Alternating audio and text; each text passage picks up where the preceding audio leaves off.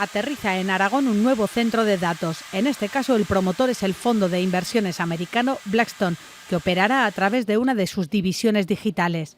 En Calatorao va a invertir 7.500 millones de euros para levantar una nueva infraestructura que almacene los datos de grandes empresas.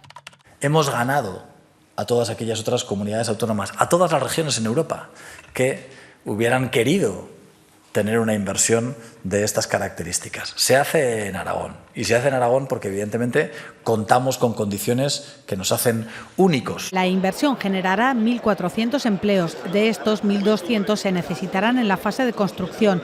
200 seguirán después en el mantenimiento del centro.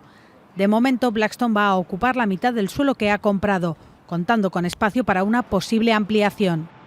Lo que hoy está pasando con los centros de datos en Aragón va a ser mucho más importante que lo que ocurrió con la llegada de General Motors a nuestra comunidad autónoma.